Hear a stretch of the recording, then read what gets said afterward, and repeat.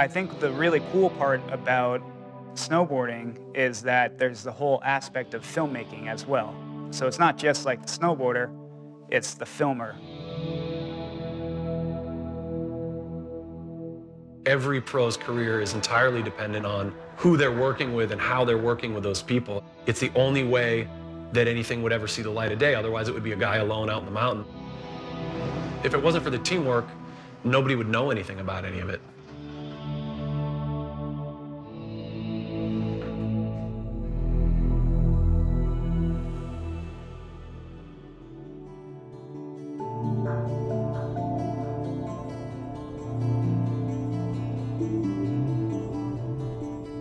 Across the board, if you read any type of like article or interview about myself, people refer to me as like a hard-working snowboarder, and I hate that title more than anything, because snowboarding isn't working. I think it's a double negative or something.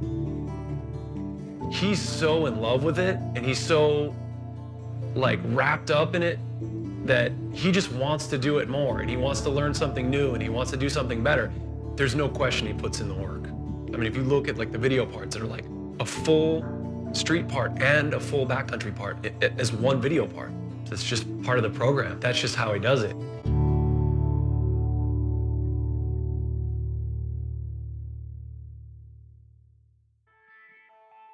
He's dedicated.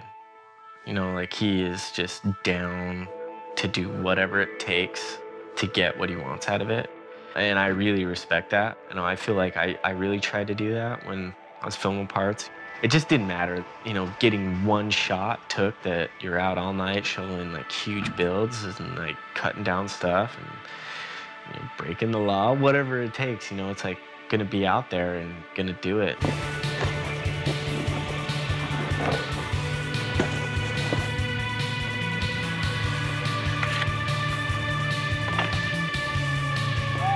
Seth was like one of my favorite snowboarders when I was growing up.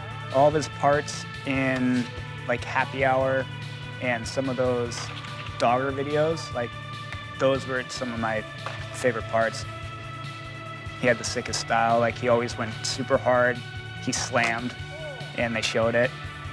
You know, he has a lot of the same characteristics as me, like just works hard to get tricks and is willing to take a beating.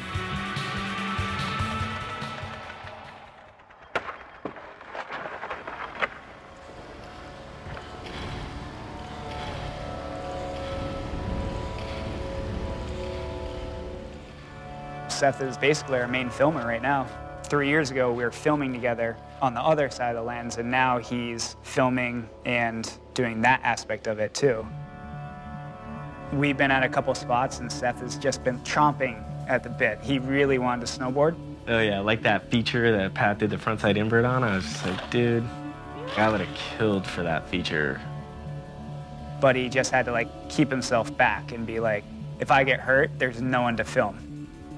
I can't say, you know, what I like better, you know, because it's like two different times in my life.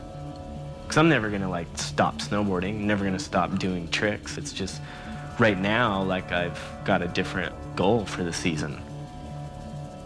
I just want to like get the best shot I can for the trick that they're doing that shows off the feature the best. But my #1 goal is like the snowboarding, not the art or any bullshit. I'm just stoked to just facilitate, be there, and be positive. It's like, hey man, if you're stoked, I don't care if you're gonna ollie this little bump. It's gonna be cool, you know, we're gonna make it look awesome.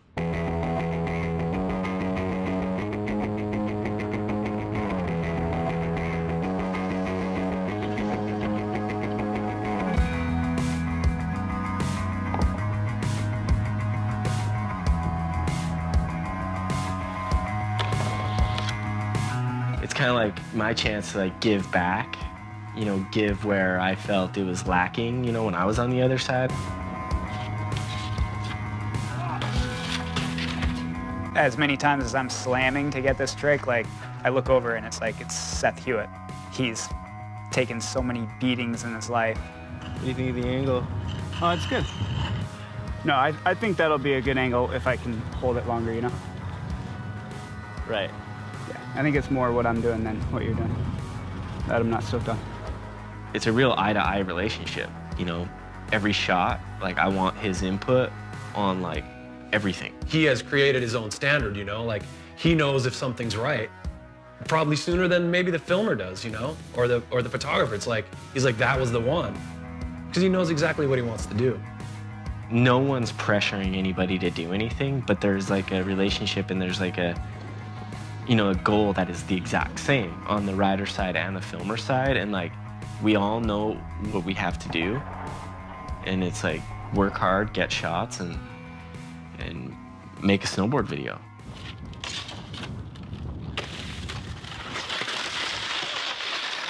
Oh! Stoked on that? Watch it. Yeah, dude. That's so solid. Sick. Oh, yes, hell yeah.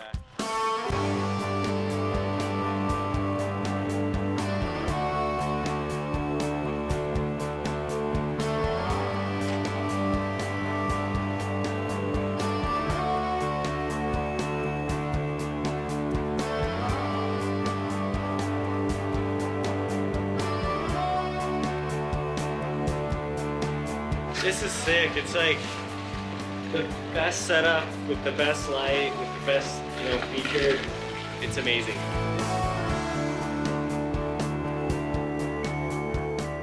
It's like I'm addicted to that moment, to that like, got it. You know, in a filmer, you can't freak out behind the lens. You're like trying to film and concentrate, and I'm like freaking out inside when like someone gets something. Just like, yes! I'm buzzing right now. I'm electrified, just like watching this go down, and you know, I got to get it too. So.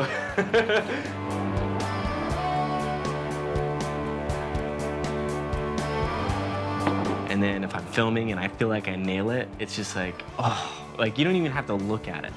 You know, you saw it happen in, you know, and sometimes I'm just like, gold, we got it.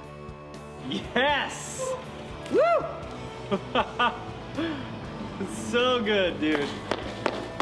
And it's pretty sick because he knows exactly what we're going through, and to get his like influence and support, it helps a lot.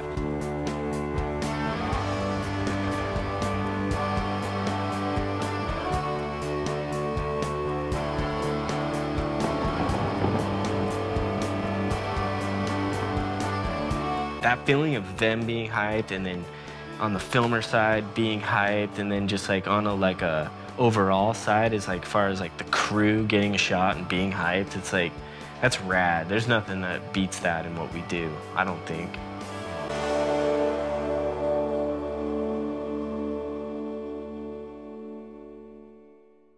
Once you strap in, it's still fun.